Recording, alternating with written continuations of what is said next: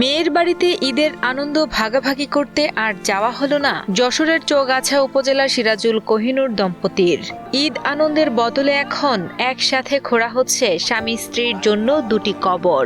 লক্ষ্মীপুর জেলায় ওর মেয়ের বাড়ি, সেখানে মেয়ের বাড়ি যাওয়ার জন্য প্রস্তুতি নিয়েছে। দুদিন ধরে প্রথম নতুন যাচ্ছে আর কি, মেয়ের বাড়ি দুজন একসাথে গেছে।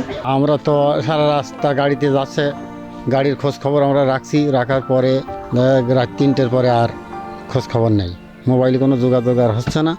তারপরে আমরা নিউজ পেলাম যে গাড়ি অ্যাক্সিডেন্ট করেছে, চৌগাছার গাড়ি, মামুন গাড়ি অ্যাক্সিডেন্ট করেছে, এরকম ট্রেনের সাথে অ্যাক্সিডেন্ট করে অনেক লোক মারা গেছে জায়গায়। মেয়ের বাড়িতে যাওয়ার পথেই কুমিল্লার রেল ক্রসিংয়ে ট্রেনের সঙ্গে বাসের সংঘর্ষ হলে ঘটনাস্থলেই প্রাণ হারান 12 জন যাত্রী, যাদের মধ্যে ছিলেন এই দম্পতিও।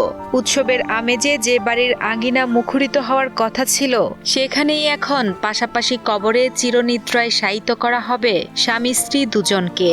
হৃদয় বিদারক এমন ঘটনায় স্বজনদের আহাজারিতে ভারী হয়ে উঠেছে পুরো বাড়ি। সার্বক্ষণিক ওনার মেয়ে ওনার সাথে যোগাযোগ রাখছিল, ওনার মেয়ে জামাই, যে কখন আব্বা পৌঁছাবে। তো যখন 3টা বাজে গেল, তখন তারপরের থেকে ফোনে আর যোগাযোগ করতে পারেনি। এরপর 4টা বেজে যায়, তারপরেও কোনো যোগাযোগ নেই, তাদের দুজনের ফোন সুইচ অফ ছিল। তো আমাকে ফোন দিয়েছে তখন ভোর 5টা বাজে। আমি মামুন কাউন্টারে যোগাযোগ করলাম।